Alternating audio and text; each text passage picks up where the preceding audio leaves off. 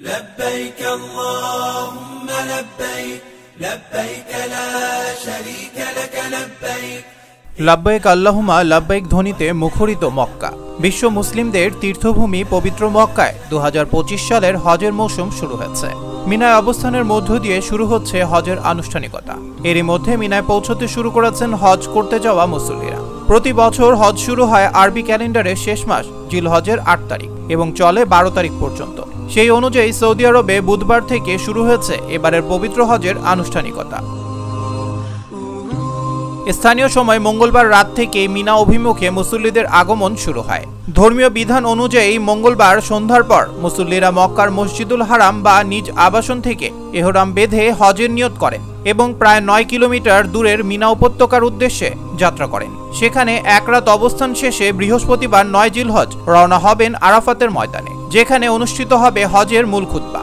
আরাফাতে অবস্থানকেই হজের মূল অংশ হিসেবে বিবেচনা করা হয়। চলতি বছর প্রায় 15 লাখ মুসল্লি হজ পালনে অংশ নিচ্ছেন। আরব নিউজের এক প্রতিবেদনে জানা যায়, হজ উপলক্ষে নিরাপত্তা, চিকিৎসা, যাতায়াত ও সার্বিক ব্যবস্থাপনায় বিশেষ গুরুত্ব দিয়েছে সৌদি কর্তৃপক্ষ।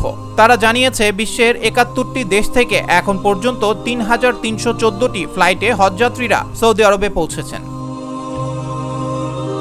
হজযাত্রীদের পরিবহনের জন্য এবারও চালু হচ্ছে আল মাশায়ের আল মুকাদ্দাসা মেট্রো সার্ভিস, যা স্যাক্রেড সাইটস ট্রেন লাইন নামেও পরিচিত।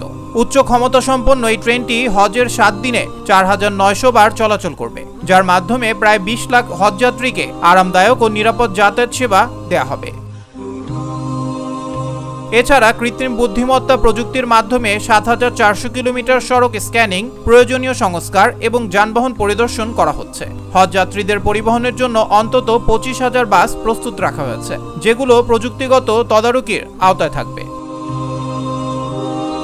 হজের অংশ হিসেবে 9 জিলহজ সূর্যাস্ত পর্যন্ত আরাফাত ময়দানে অবস্থান করবেন হাজিরা। সেখান থেকে মুজদালিফায় গিয়ে রাত্রি যাপন ও পাথর সংগ্রহের পর 10 জিলহজ সকালে মিনায় ফিরে বড় শয়তানকে পাথর মারবেন। এরপর আদায় করবেন কোরবানি ও মাথা মুন্ডনের আনুষ্ঠানিকতা এবং মক্কায় গিয়ে কাবা শরীফ তাওয়াফ ও সাফা মারওয়া সাই সম্পন্ন করবেন। এরপর আবার মিনায় ফিরে 11 ও 12 জিলহজ 3টি শয়তান, বড়, মধ্যম, ছোট লক্ষ্য করে পাথর নিক্ষেপ করবেন হাজিরা।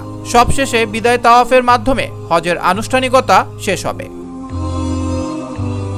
এদিকে হজ চলাকালীন যোগাযোগ ব্যবস্থা উন্নত করতে মক্কা, মদিনা ও পবিত্র স্থানগুলোতে 4G ও 5G নেটওয়ার্ক কভারেজ 99% পর্যন্ত বাড়ানো হয়েছে। দ্রুতগতির ইন্টারনেট নিশ্চিত করতে স্থাপন করা হয়েছে 10,500 ওয়াইফাই পয়েন্ট।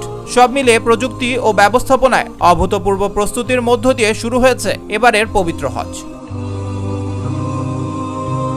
আবরার আহমেদ মাহি, দেশ দেশান্তর। لبيك اللهم لبيك لبيك لا شريك لك لبيك إن الحمد والنعمة لك والملك لا شريك لك